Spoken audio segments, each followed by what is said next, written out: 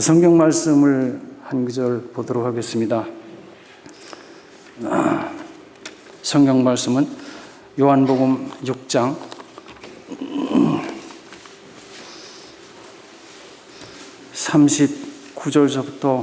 38절서부터 40절까지입니다. 제가 읽도록 하겠습니다.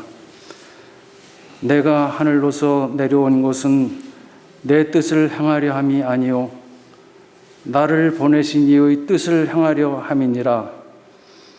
나를 보내신 이의 뜻은 내게 주신 자 중에 내가 하나도 잃어버리지 아니하고 마지막 날에 다시 살리는 이것이니라. 40절 말씀입니다. 내 아버지의 뜻은 아들을 보고 믿는 자마다 영생을 얻는 이것이니 마지막 날에 내가 이를 다시 살리리라 하시니라. 잠깐 기도드리겠습니다. 하나님 아버지 감사합니다. 저희들을 구원하기 위하여 이 땅에 오시고 하나님의 뜻에 따라 저희들을 구원하여 주시는 을 진심으로 감사드립니다. 이 시간에 주신 말씀으로 서로 상고하고자 하오니 하나님께서 함께해 주시고 은혜가 될 수 있도록 축복하여 주시옵소서. 예수님 이름으로 기도드리옵나이다. 아멘. 제가 오늘 설교하는 게 아니고 설교는 이제 목사님께서 하시고 저희 형제님들은 이제 간증으로 이렇게 목사님 설교 대신 이 시간에 같은 마음과 같은 심정으로 은혜를 받고 서로 상고하는 그런 시간을 갖는 것입니다. 제가 앞에서 말씀을 드린다고 해서 부담 갖지 마시고 설교가 아니니까요.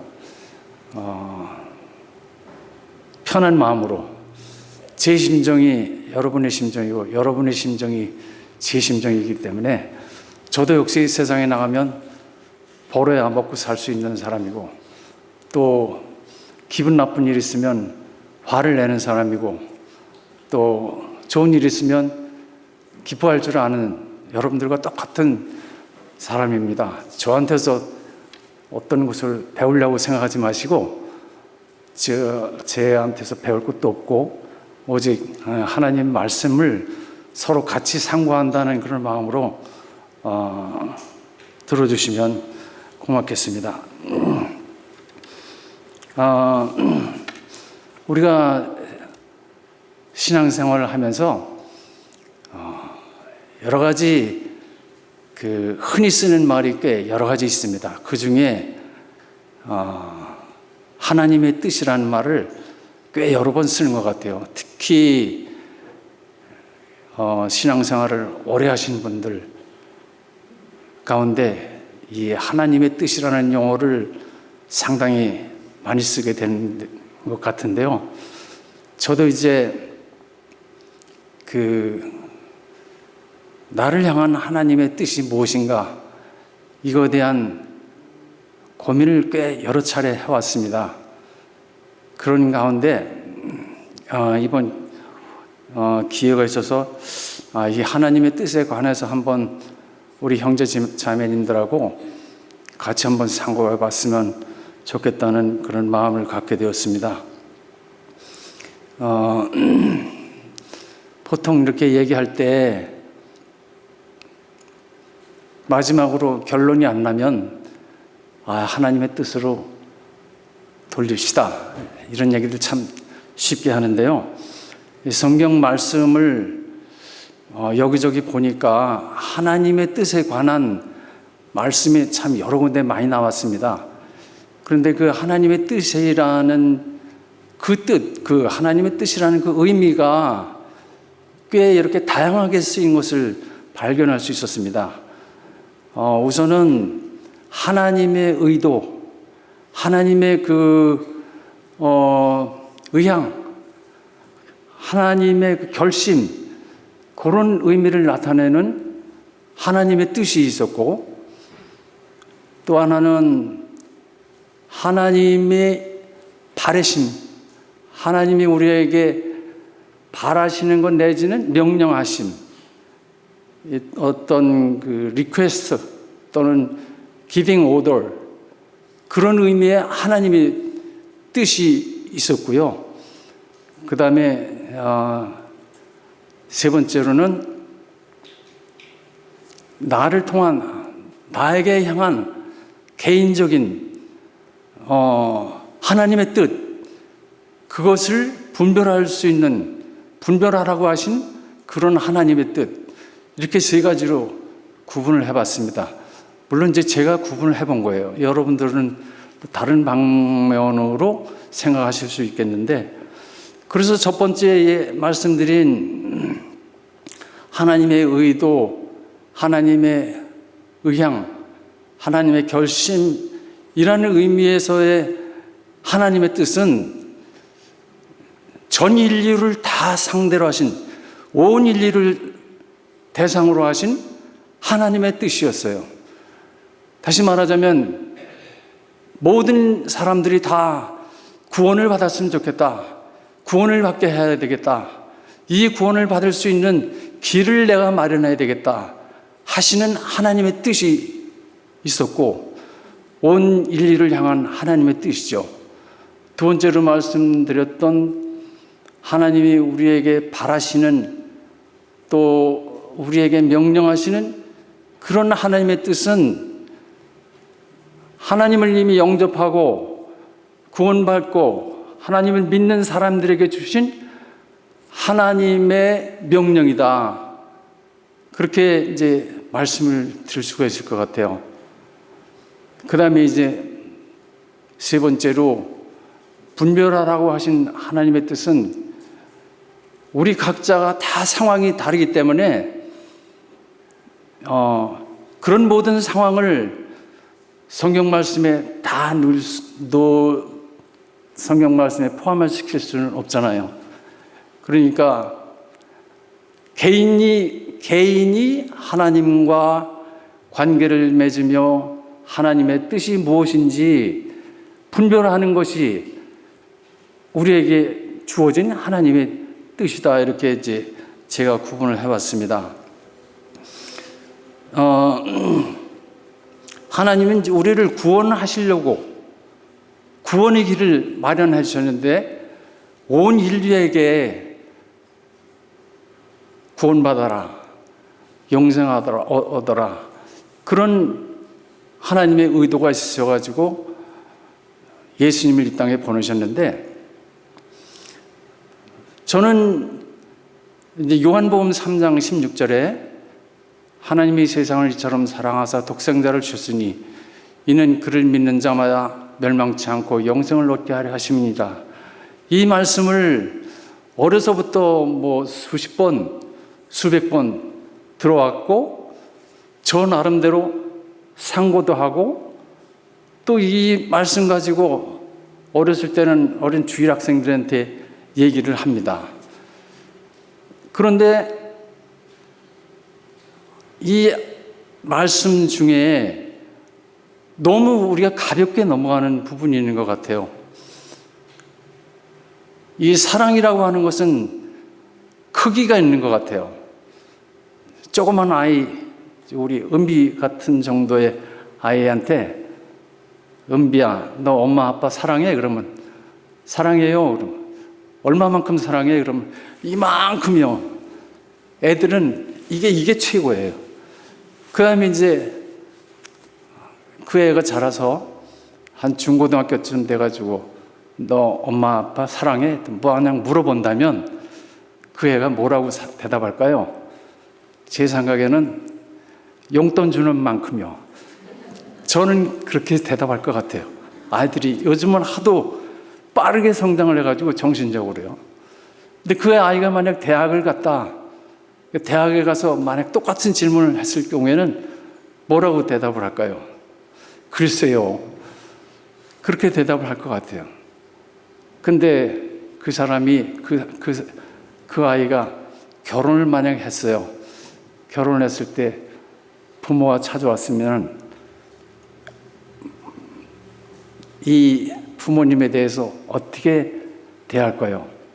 한국에서 들은 얘기인데 시골에 계신 엄마가 김치를 한 보따리 담가가지고 서울에 있는 자기 아들한테 김치를 가지고 올라왔는데 집에 와보니 문이 잠겨서 전화를 했더니 엄마 문 앞에 두고 가세요.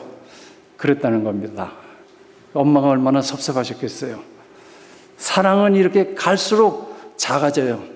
어렸을 때는 이만큼 사랑했던 그 사랑이 같은 인물, 같은 사람인데도 불구하고 사랑의 크기는 점점 작아집니다. 그 엄마가 돌아가셨을 때 자식은 뭐라고 얘기할까요? 아이고 엄마, 내가 잘못했어. 내가 너무 불효를 했어. 사랑이 변해서 눈물이 된 겁니다.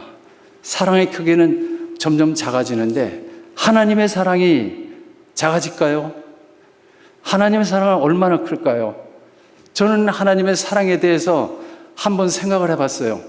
요한복음 3장 16절이 이게 너무 가벼운 거예요. 하나님이 세상을 이처럼 사랑하사. 이 말 한마디가 너무 가볍게 들리고 너무 가볍게 말을 하는 거예요. 하나님의 사랑이 그렇게 가볍는 사랑이 아니잖아요. 그래서 저는 생각을 해봤어요. 여기 이 말씀 중에 하나님이 세상을 이처럼 사랑하사, 이처럼이란 말이 무슨 말인가? 우리 한글로 봐서는 이처럼은 그냥 쉽게 얘기하면 이와 같이예요. 근데 이와 같이 이 앞에 뭐가 있은 다음에 이와 같이 이처럼 그렇게 해야 말이 되는데 보통은 이 이처럼을 독생자를 주셨으니 연결을 시켜서 독생자를 주셨다는 그 말을 수식하는 표현으로 이처럼이라는 말을 많이 사용을 하셨는데 저는 그게 답답한 거예요. 그 정도밖에 안 돼? 그래서 생각을 해보니 이 이처럼이라는 말은 이 지구상에서 표현할 수 없는 말을 표현할 수 없기 때문에 가장 큰 것을 표현할 수 없기 때문에 이처럼이라는 말을 쓴 거 아닌가 하는 생각이 들어요. 그래서 한글로 된 다른 성경을 찾아보니까 이처럼 대신에 지극히 사랑하사 그런 말을 썼어요. 다른 성경에. 근데 지극히 사랑하사, 물론 지극히 사랑하사도 큰 표현이지만 그것도 저는 부족한 것 같아요. 아니, 하나님의 사랑이 지극히 사랑하는 정도 아니야. 더 큰 사랑이 있을 거야. 그 영어 성경을 찾아보니까 영어 성경에는 so loved라고 나와 있더라고요. 이것도 마음에 들지 않아요. 원어, 요즘은 참 이 문화가 발달이 돼서 그런지 원어를 아무것도 몰라도 원어의 뜻을 찾을 수 있는 방법이 있어요. 그래서 원어를 찾아보니까 원어에 이처럼이라고 나와 있더라고요. 이처럼의 의미가 뭔가? 여기에 하나님의 크신 사랑의 크기와 무게가 여기 다 담겨 있다고 생각이 되는 거예요. 그러니까 이 세상에서 표현할 수 없는 그 크신 사랑, 그 무거운 사랑, 그 무한하신 사랑을 한마디로 이처럼 사랑하사. 너무도 이처럼이라는 단어가 너무도 저한테는 은혜가 되는 거예요. 하나님의 사랑이, 우리 다 하나님의 사랑을 받고 있다고 생각하는데 너무 공짜로 받아요. 만약에 돈을 주고 산다 그러면은 또 돈이 비싸고 싸고 말이 많을 거예요. 공짜로 주니까, 공짜로 주는 거는 그냥 공짜예요. 그게 아니잖아요. 하나님의 사랑이 은혜로 그냥 주지만 그게 그렇게 가벼운 건가요? 저는 하나님의 사랑을 이처럼이라는 그 단어에서 얼마나 크게 느꼈는지 몰라요. 정말 우주보다도 더 크신 사랑, 그 사랑이 바로 이처럼의 사랑인데,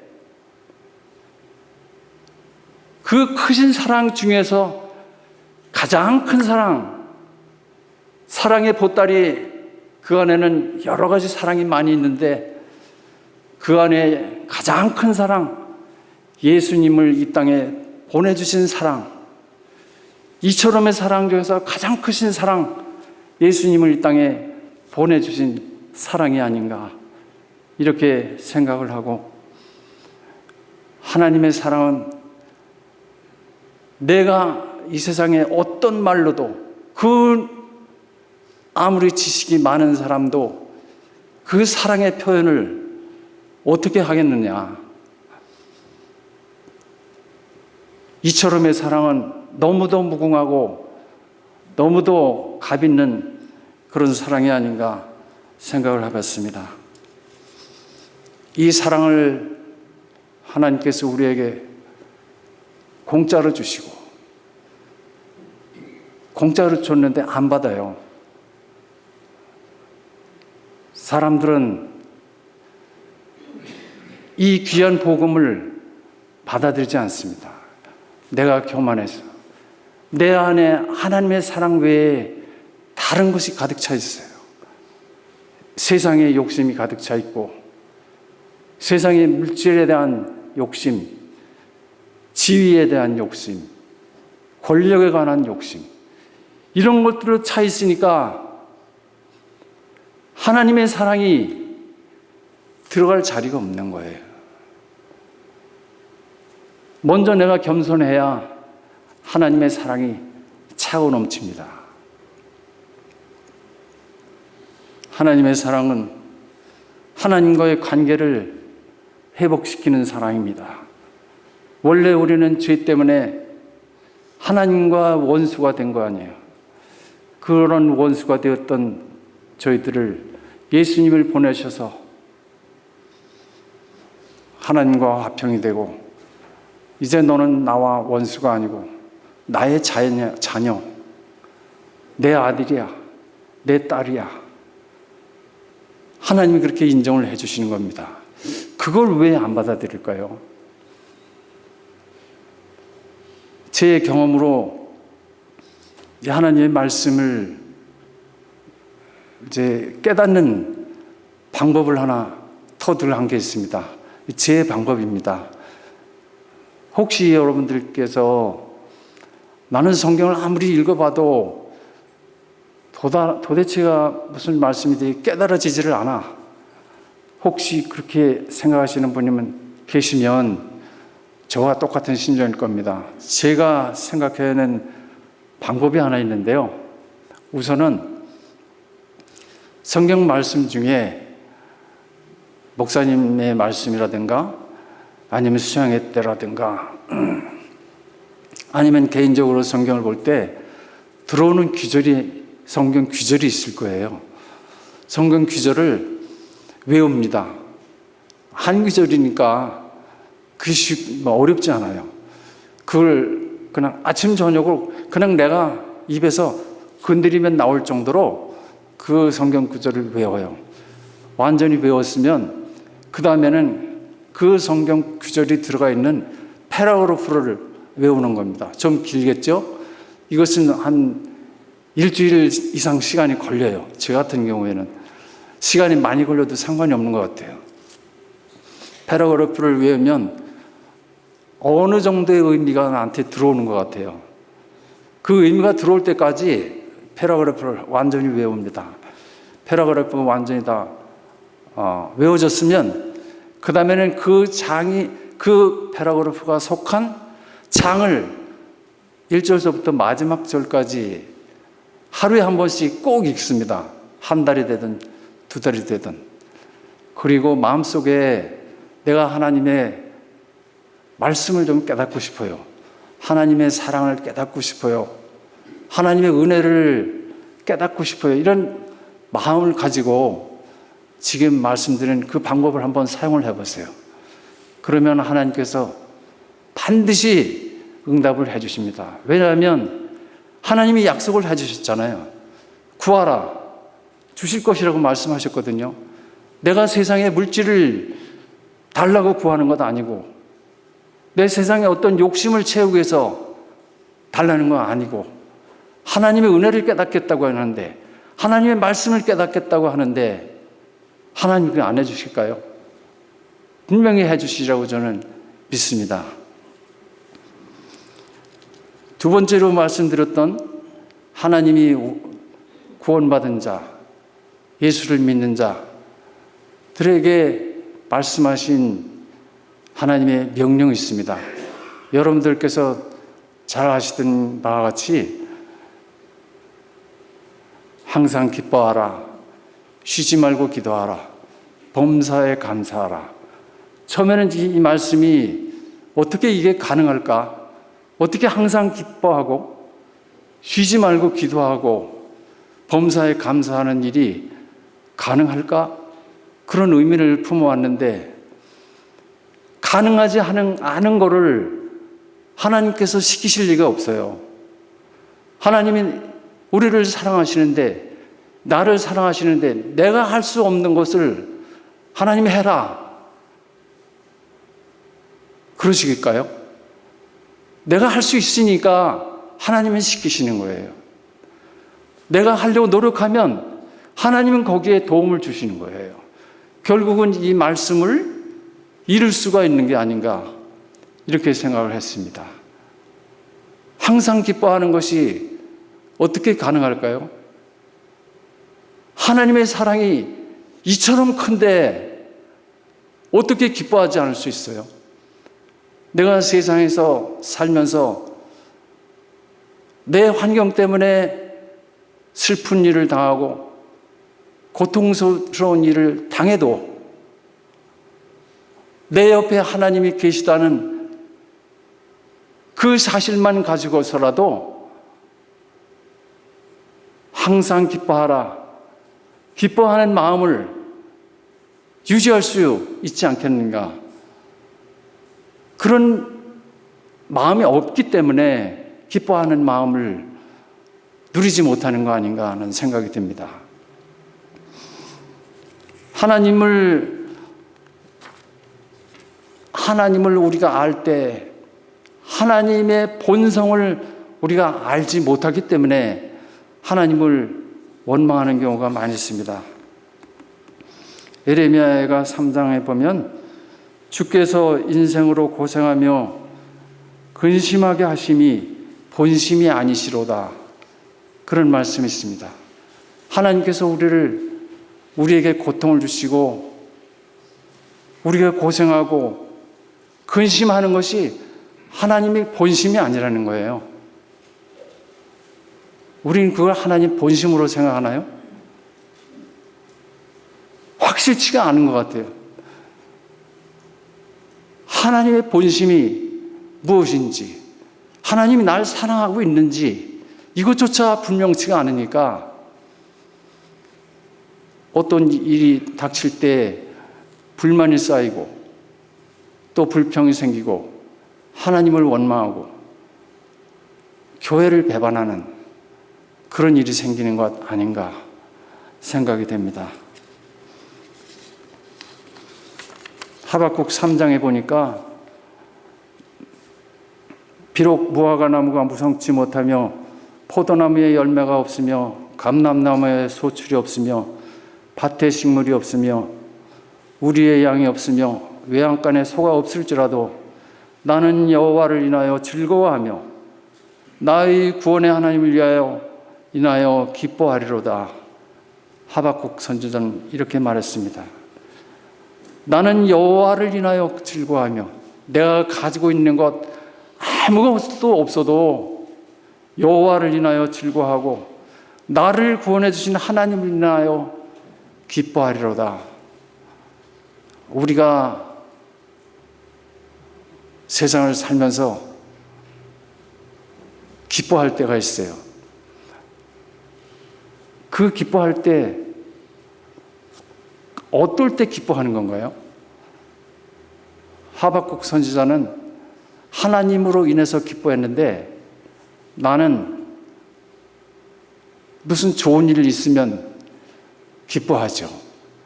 그 좋은 일이 결국은 따지고 보면 세상 일이에요. 세상에서 승진을 했다. 직장에서 승진을 했다. 그러면 얼마나 기쁘겠어요.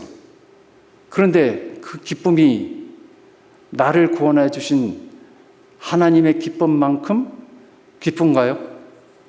그렇진 않죠.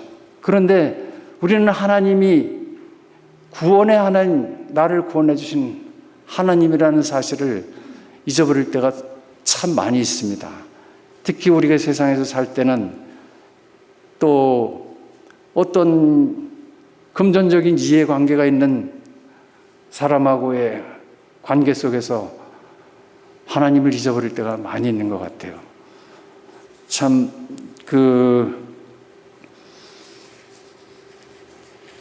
기뻐하지 못하는 이유가 하나님을 내 마음속에 두지 못하고 가장 큰 기쁨, 그 기쁨이야말로 정말 중요한 기쁨임에도 불구하고 소홀히 할 때가 너무 있는 것 같습니다. 두 번째, 하나님의 뜻에 구원받은 우리들에게 하나님께서 요구하시는 하나님의 뜻이 있습니다. 바로 여러분들 잘 아시는 대로 기도하라. 쉬지 말고 기도하라는 말씀입니다. 골로새서 4장 2절에 보면 기도를 계속하고 기도에 감사함으로 깨어있으라. 항상 기도하라는 말씀입니다. 항상 눈 감고 기도하라는 의미는 아니고 우리가 항상 기도하는 마음으로 살아야 된다는 것을 의미합니다. 이 기도는 예수님 경우에 보면 기도가 습관화가 되어 있었습니다. 예수님은 공생에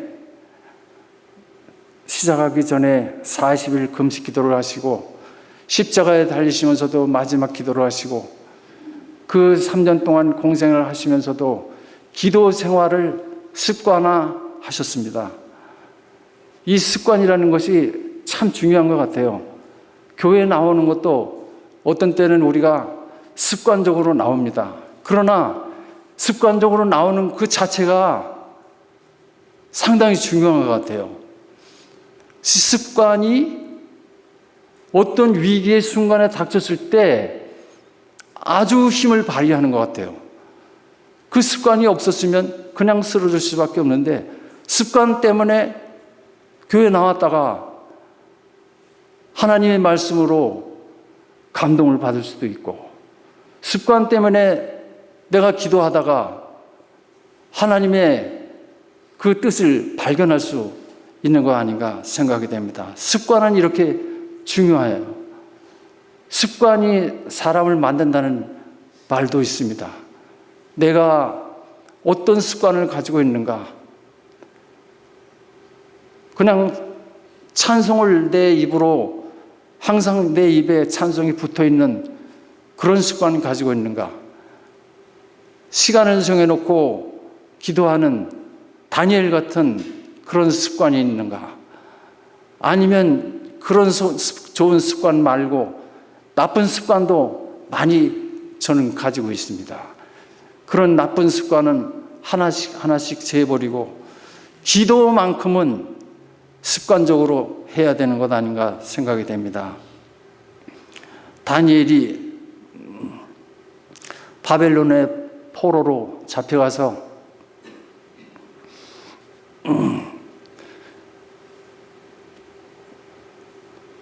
바벨론 왕의 은총을 입어서 국무총리가 됐죠. 3사람 총리 중에 한 사람이 됐습니다. 이 다니엘은 하나님을 섬기는 사람이기 때문에 시간을 정해놓고 하루 3번 기도를 했던 사람입니다.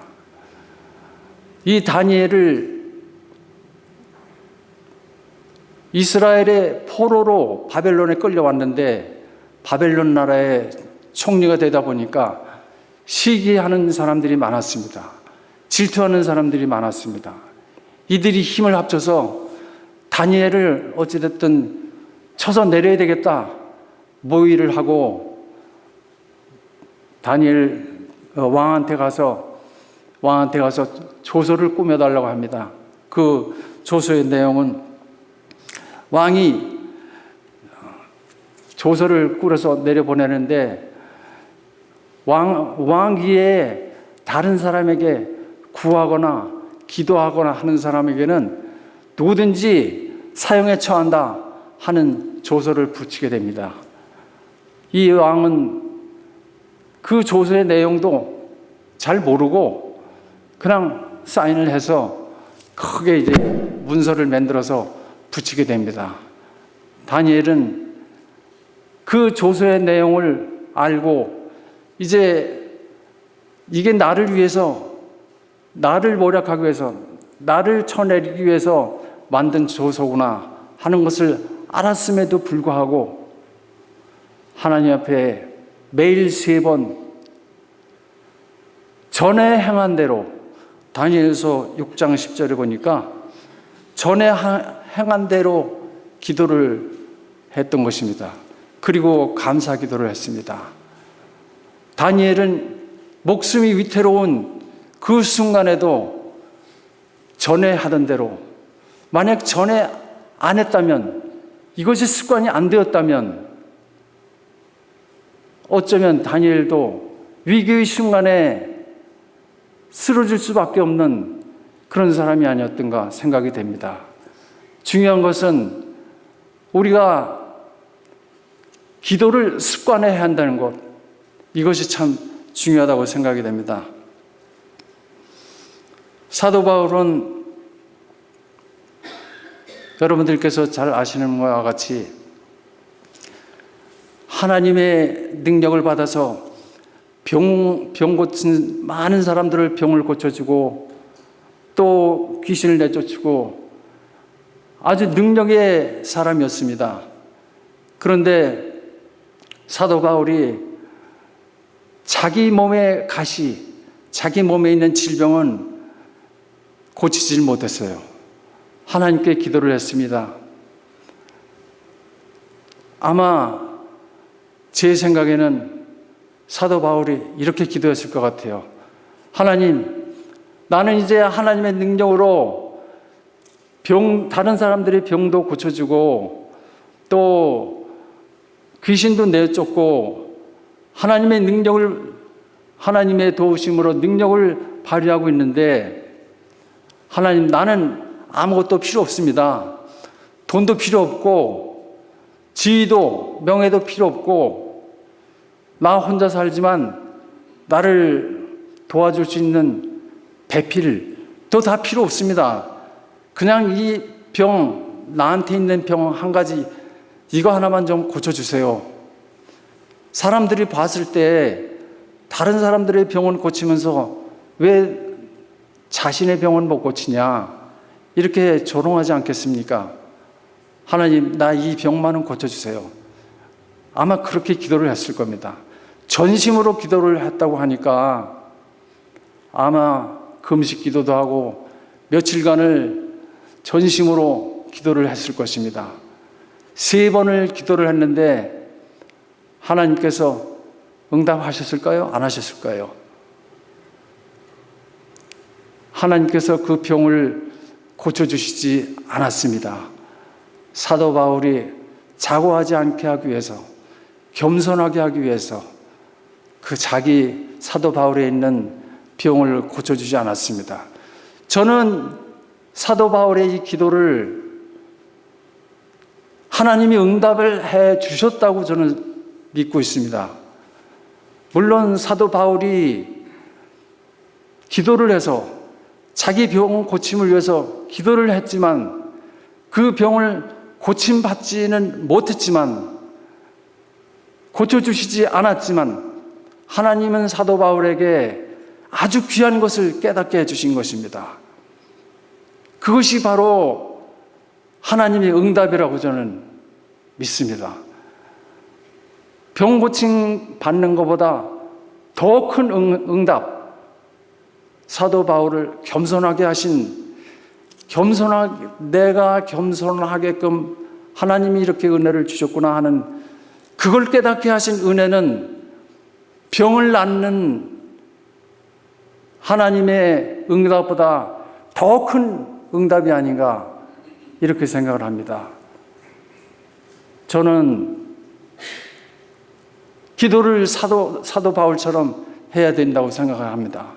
전심으로 내 마음속에 있는 모든 것을 다 내어놓고 전심으로 기도한다면 하나님께서 반드시 응답을 해주십니다.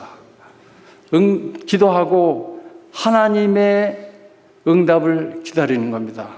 하나님의 응답은 바로 병고침으로 응답해 주실 수도 있지만 더 큰 은혜로 사도 바울이 깨닫게 하신, 만약에 사도 바울이 하나님께서 기도했을 때 바로 응답해 주셔서 그 병을 고침받았다면 어쩌면 사도 바울도 교만해져서 하나님과 멀어질 수도 있지 않았겠나 하는 생각이 됩니다.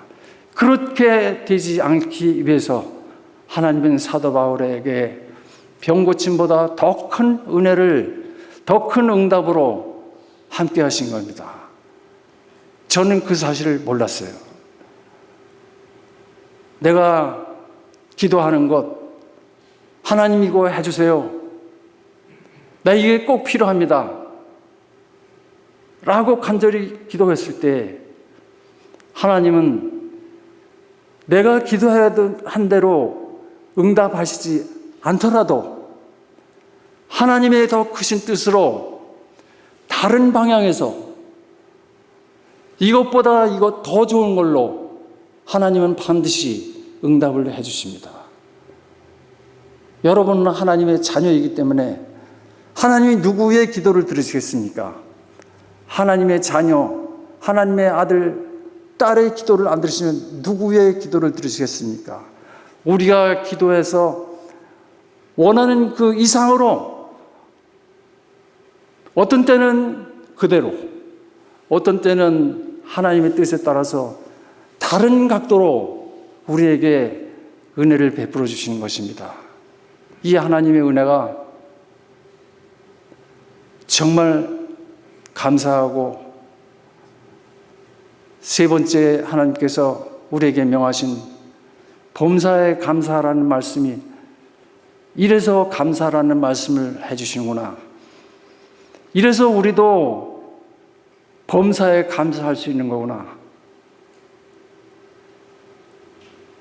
하나님은 나의 하나님이고 지금도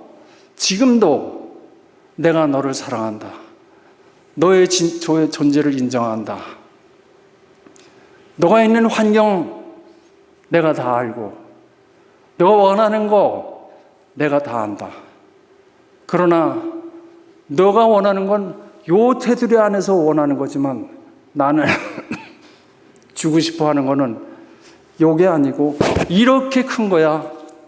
이처럼, 이런 사랑, 이처럼의 사랑으로 너를 지금도 생각하고 있어. 그 은혜를 생각하면 범사에 감사하지 않을 수가 없는 거라고 생각이 됩니다. 마지막으로 하나님께서 우리 각자에게 하나님의 뜻을 분별하라고 하신 말씀이 있습니다. 로마서 12장 2절입니다. 한번 찾아보시겠습니다. 로마서 12장 2절. 너희는 이 세대를 본받지 말고 오직 마음을 새롭게 함으로 변화를 받아 하나님의 선하시고 기뻐하시고 온전하신 뜻이 무엇인지 분별하도록 하라. 이 말씀을 주셨습니다. 우리 각자가 하나님의 뜻을 분별하면서 살아야 됩니다. 어떤 때는 제가 내 마음대로 하고 이게 하나님의 뜻이겠지라고 생각할 때가 많이 있습니다. 그러나 하나님이 원하시는 분별하라고 하신 이 말씀은 2절 이 세대를 본받지 말라고 하는 것입니다. 우리의 욕망이나 욕심 이 모든 것들이 따지고 보면 이 세상의 것입니다. 이 세대를 본받지 말라. 이 세대를 쫓아가지 말라고 하신 말씀. 세상의 허영, 세상의 어떤 욕심 이런 것들을 본받지 말라고 하십니다. 마음을 새롭게 하고 변화를 받아 하나님의 선하시고 기뻐하시고 온전하신 뜻을 분별하라고 말씀하십니다. 하나님의 뜻은 선하시고 또 기뻐하시고 여러 가지 어떻게 해야 할지 모를 때 저는 이 말씀을 적용을 하고 싶습니다. 이 내 생각이, 내 뜻이 과연 선한 뜻이냐, 하나님이 기뻐하시는 뜻이냐, 여기에만 대입시키면 하나님의 뜻은 저절로 결정이 되는 거 아닌가 생각이 됩니다. 저는 이번 이렇게 간증을 할 수 있는 기회가 와서 여러 가지로 고민을 많이 했는데 이번 기회를 통해서 오히려 제가 많이 은혜를 받게 된 것을 진심으로 감사드리고 또 여러분들께서 기도해 주시고 또 응원해 주셔서 이렇게 하나님의 귀한 말씀을 서로 상고할 수 있도록 허락해 주신 은혜를 진심으로 감사드립니다. 잠깐 기도드리겠습니다. 하나님 아버지 감사합니다.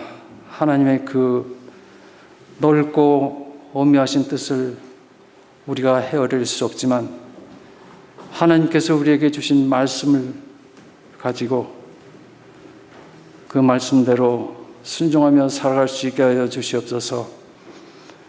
이처럼의 사랑, 무궁무진하신 하나님의 그 사랑, 그 중에서 가장 크신 예수님을 땅에 보내주시고 또 나머지 사랑도 그저 우리에게 주신 하나님의 그 사랑 진심으로 감사드립니다. 하나님께 늘 기쁨으로 마음으로 살게 해주시고 기도하는 마음으로 살게 해주시고 모든 일에 감사함으로 살아가는 저희들 되게 하여 주시옵소서. 예수님 이름으로 감사드리옵나이다. 아멘.